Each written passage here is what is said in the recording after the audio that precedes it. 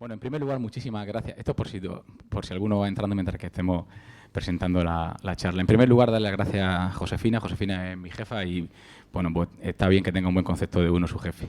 Y, por supuesto, darle las gracias a Sergio. Sergio ha conseguido una cosa que era tremendamente complicada, nos parecía tremendamente complicada hace unos años, que es sentar en una misma mesa a profesionales de diferentes estamentos, de diferentes sitios.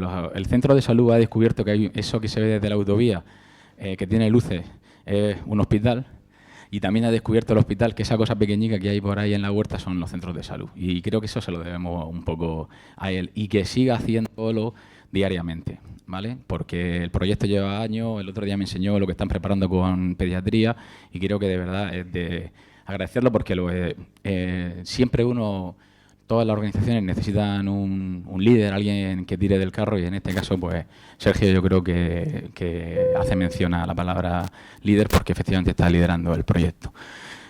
Ya no te doy más crema, ¿vale? La verdad es que resulta un poco complicado hablar de este tema con compañeros que saben mucho más que yo, con endocrinos, con cardiólogos, con nefrólogos. No sé si hay algún ólogo más por ahí que se me haya olvidado, pero espero que no se me haya olvidado ninguno, porque si no terminaré tartamudeando. La propuesta de Sergio, y ya no me enrollo más, era que hablara un poquito de la ruta asistencial de la diabetes, ¿vale? Y yo pues me he tomado un poco la libertad de empezar con estas 4 propuestas. Vamos a hablar un poco de qué es una ruta asistencial, qué es un PAI, qué es un protocolo, qué es una guía clínica, ¿vale? Porque a veces se confunden unas cosas con la otra. Son 3 diapositivas. Yo, de verdad, que voy a tardar 10 minutos enrollándome muchísimo. Hablaremos un poco de lo que propone el PAI, tomando como ejemplo a un paciente cardiológico ingresado. Hablaremos un poquito, 2 diapositivas de tratamiento, justamente el tratamiento centrado desde el punto de vista del cardiópata, ¿vale? Y hablaremos de 2 recomendaciones. Bueno, en realidad son una diapositiva al paciente, ¿vale? Y luego le haremos un turno de preguntas, que creo que es lo más interesante. Hola, que tan amigos míos, y me alegro de verlo. Bueno, cuando uno se plantea el tema de la ruta de la diabetes, dice, pues como la ruta del colesterol. Bueno, pues, y claro, en la ruta del colesterol, lo primero que si tú pones en internet ruta del colesterol, lo que te sale es eso. Eso es la puerta de mi casa o un poco más para allá, ¿vale? Como están de espaldas, no tenemos que piselarlo ni tenemos ningún problema de identidad. Pero vamos a hablar en realidad vamos a ir poniendo nombre y apellido a las cosas. Vale, es que no tengo esa imagen y por eso me tengo que venir aquí. ¿Qué es un PAI? Un PAI es un proceso asistencial integrado. ¿Qué significa eso? Significa que son un conjunto de actividades, que no quiero leerlo, pero es que... vale. Se trata de un conjunto de actividades que realizan, ¿quién? Los proveedores de asistencia sanitaria. ¿Quién son? Somos nosotros. Vale. ¿Con qué propósito? Lo que queremos es añadir valor aquí. Esa es la propuesta clave. Y la otra palabra clave está aquí, compromiso. ¿De acuerdo? El PAI estaría en un nivel, por decirlo de alguna manera, superior al resto de cosas. Son las recomendaciones genéricas. Dice, esto debería hacerse así, decide quién lo hace, cuándo lo hace, cómo lo hace y el qué se hace. ¿De acuerdo? Pero luego eso tenemos que implementarlo. ¿Y cómo lo implementamos? Lo implementamos a través de rutas. Ahora lo veremos. Otra cosa interesante, que es otro concepto, guía de práctica clínica. Estos señores en el 90 lo definieron, ¿vale? Es que esa pantalla es que no funciona.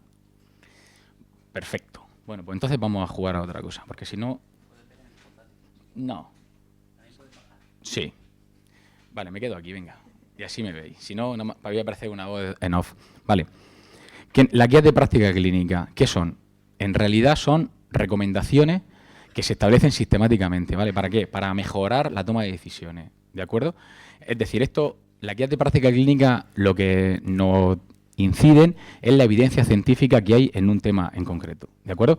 Es decir, el PAI nos propone qué se hace, cómo se hace, quién lo hace, y la guía de práctica clínica ¿qué nos dice? El qué.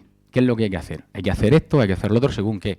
La guía de práctica clínica americana, la británica, de la asociación portuguesa de no sé qué, ¿de acuerdo? Y una ruta asistencial, ¿qué es? Es el compromiso de los profesionales que van a poner en marcha ese proyecto, ¿de acuerdo? Y eso se explicita, ¿de acuerdo? Ahí tenéis en negrita las palabras clave que yo creo que son importantes. Esta definición se la he robado a la ruta a la ruta asistencial de Elda, que ya no sé si se la robaron ellos a los catalanes a ellos, pero exactamente igual la tiene el Servicio Catalán de Salud, ¿vale? Así que no he encontrado quién la dijo, pero están en los dos documentos, ¿de acuerdo? Y como me pareció interesante, pues me la quedo. Se trata de una colaboración por escrito de qué es lo que vamos a hacer, ¿vale?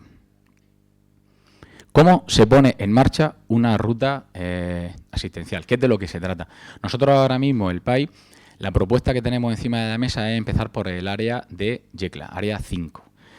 Ya hemos tenido varias reuniones con los compañeros del área y estamos preparando cómo lo vamos a desarrollar todos estos puntos. Lo primero que hemos hecho es homogeneizar la codificación. ¿Qué quiere decir eso?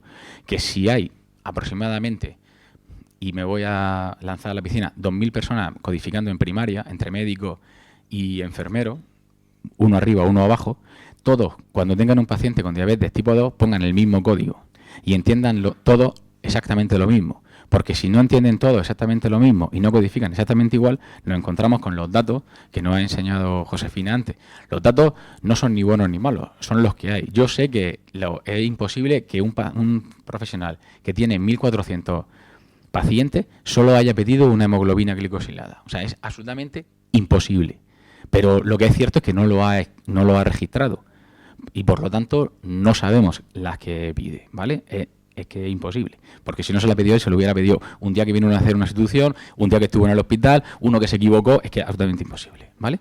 Bueno, pues estos serían, a grosso modo, los pasos de cómo vamos a poner en marcha una ruta asistencial, ¿de acuerdo?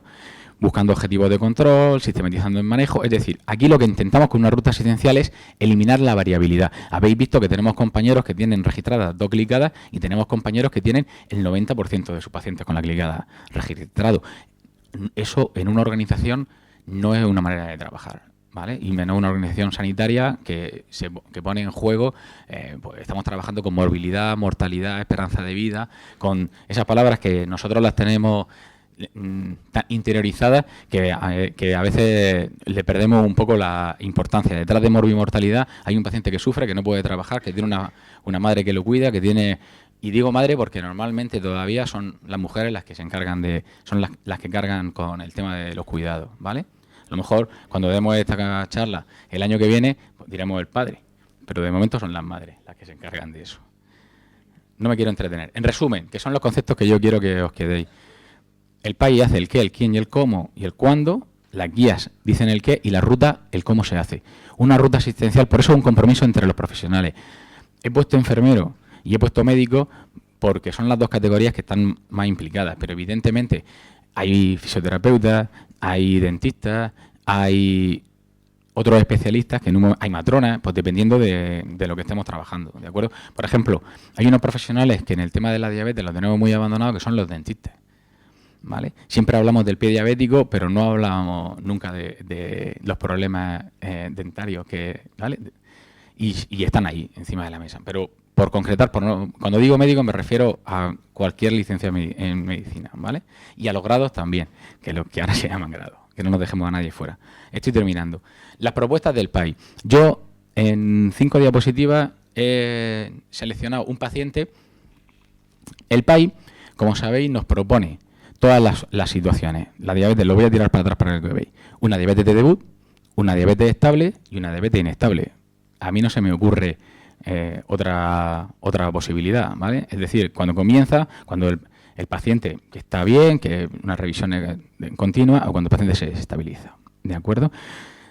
Sí quiero hacer mención que nosotros hablamos de diabetes tipo 2 en el PAI. El PAI decidimos empezar por ahí porque la prevalencia yo creo que cuenta, y la diabetes más prevalente en este momento es la tipo 2.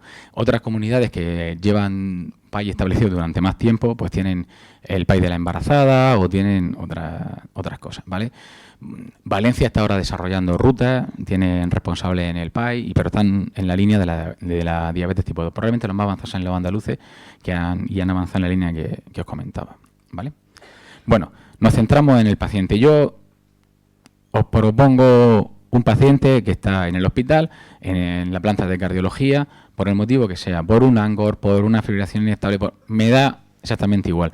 Y en ese paciente tenemos una sospecha de que puede ser un diabético, ¿De acuerdo?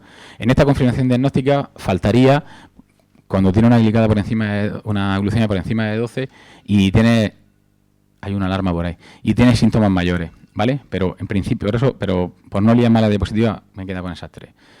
Confirmó el diagnóstico, como nos dicen todas las guías de práctica clínica, como he comentado antes, y luego nos vamos a una anamnesis. Hay que hacer una evaluación integral, un cribado de otras enfermedades y un plan de atención individualizado. Eso es lo que nos propone el PAI. Yo no estoy diciendo que el cardiólogo coja, se siente en la cabecera del paciente y haga esa historia clínica, ¿vale? Ni siquiera que la haga en un día, ni siquiera que lo haga estando en el hospital. Solo que son las cosas que el PAI propone hacerlas, ¿de acuerdo? Y yo voy completando el paciente. Con un poco de suerte el paciente lo vamos a ver más veces y no tenemos que hacerlo todo el primer día. Un día le preguntaremos en qué trabaja, otro día veremos qué aspiraciones tiene, otro día veremos qué tratamiento llevaba, otro día le daremos de alta y seguir haciéndole la historia en otro sitio, ¿vale? Como pone, el seguimiento. Nos vamos a ir a otro escenario. Nos vamos a ir a un escenario de un diabético estable. El diabético estable, las propuestas que nos hace el PAI, las revisiones vienen determinadas por su enfermedad cardíaca. Es decir, el paciente cardiópata, yo ya le da el alta, lo he diagnosticado, tiene su diabetes, está en el ámbito de la atención primaria, porque nosotros pensamos que el equipo de atención primaria es sobre el que debe girar el control del paciente diabético tipo 2 y ser no el que derive, sino un poco el punto de referencia, ¿vale? Por lo tanto, el paciente cardiópata, las revisiones de cardiología vendrían determinadas por su enfermedad cardiológica, las que correspondan. Pues si ha tenido un Angor y hay que verlo cada 6 meses, cada año, cada 18 días o como corresponda en la ruta correspondiente del cardio, que pues se revisarán, ¿vale? Y luego hay una serie de aspectos que yo creo que son interesantísimos comentar.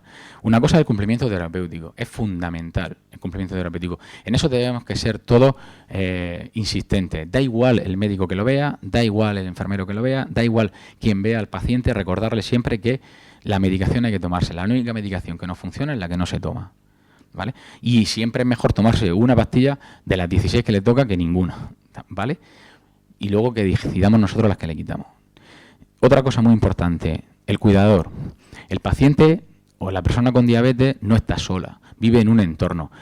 Puede tener una mujer, puede tener un marido, tiene un compañero, tiene una familia, tiene un entorno. Ver ese entorno cómo está funcionando, y eso lo podemos ver cualquiera. Nos sirve para detectar también si el paciente es cumplidor, cómo acepta su enfermedad, cómo está funcionando en su vida normal. Y para terminar esta diapositiva, los hábitos de vida. Los hábitos de vida son fundamentales, ¿de acuerdo? El tema de los hábitos tóxicos, no me voy a entretener más en el tema del tabaco, en el tema del alcohol, en el tema de otras toxicomanías que pueden ser las desencadenantes del Angor, ¿de acuerdo? Pues todo eso hay que trabajarlo. Hay que trabajar el tema de la alimentación, ¿de acuerdo? Y la actividad física. Tener en cuenta que eso tiene que ser adecuado al paciente, ¿vale? Y os voy a contar una anécdota. Esto no es broma. Voy terminando. Estaba en Blanca, trabajando de guardia un verano. Y entonces nos llaman un aviso porque una señora tenía un dolor de la pierna y le dolía y tal. Pues bueno, pues nada. Pues cogemos la ambulancia, pues venga, ambulancia. Pues nos vamos a... ¿Dónde están? En la zona del castillo el casco antiguo de Blanca, pues andando, aparcar la ambulancia allí y a subir. Pues subimos, pam, llegamos a la casa de la señora estaba sentada en su silla con una toquilla en las piernas, ¿vale? Y la señora por encima de los 80 años. Hola, tal, la saluda, pim, pam, esto, lo otro. Bueno, pues ¿qué le pasa? Que me duele la pierna. Y la pregunta, ¿qué pierna le duele? Entonces hizo así, se quitaba la toquilla y solo tenía una, ¿vale? Entonces, pues hay que adecuar las recomendaciones de ejercicio físico al paciente, ¿de acuerdo? Porque a veces decimos, tienes que, ahora lo diremos, caminar tantos minutos, tanto tal, vale, pero si el paciente no ha andado, no pretendes que corra. Si el paciente está trabajando en un sitio que ya hace kilómetros todos los días, pues vamos a buscar otra actividad física, ¿vale? Perfecto. Y si tiene un Angor inestable, o una diabetes inestable, el manejo sería el diagnóstico de la descompensación, valorar su etiología y estabilizar la descompensación apropiada, ¿vale? Porque suponemos que estamos hablando de un caso de un paciente cardiópata, ¿vale? Sería eso lo que nos está marcando. Si el problema de la descompensación es por su diabetes, pues valorarlo. O sea, dependiendo de dónde estuviera, pues se dirige a un sitio u otro. ¿De acuerdo? 3 cosas del tratamiento. Diapositiva 1. Antidiabéticos no insulínicos, que es como se llaman ahora con la nueva denominación. Antes hablábamos de antidiabéticos orales, ahora son no insulínicos. Solo voy a irme a la última, ¿vale? Porque son los que han demostrado cierto valor a nivel cardiológico. Son los 2 últimos, los GLP-1, los inhibidores de los DPP-4. ¿De acuerdo? Perdón, los SGLT2 y los GLP-1. Dentro de los DPP-4, solamente la sitagliptina es la que tiene un estudio de que no aumenta el riesgo. Los otros, estos de aquí, SGLT2 mejoran, ¿vale? Y los GLP-1 también. Tienen estudios de mejora de eventos cardiovasculares, ¿de acuerdo? Y si me voy a la insulina, pues la de Gludet y la Galgargina, que son insulinas largas, también tienen estudios de no aumento. Estos son estudios de no inferioridad. Los otros mejoran, ¿vale? La diferencia de los ISGLT2 y los GLP-1 es que mejoran los perfiles de, en algunos casos, morimortalidad, en otros eventos mayores, dependiendo. No me he querido meter mucho en eso, pero que lo tengáis en cuenta. No son fármacos de primer nivel, no son fármacos en principio de entrada, que se le pondría a todos, pero en el paciente cardiópata, que es de lo que estamos tratando hoy, sí que serían fármacos que tendríamos que tener encima de la mesa, ¿vale? Y creo que no me queda nada más, ¿verdad? Sí, la última. La última diapo. Interesante. Acuerdo y compromiso. Muy interesante. Consensuar los tratamientos con el paciente. Muy interesante. Y de lo último, de toda esa lista, me quedo con la capacitación del paciente y el portal del paciente _TICS, las nuevas tecnologías. Son las cosas que creo que merece la pena que vayamos comentando ahora después, si queréis, en el debate. ¿Vale? Muchas gracias por la atención.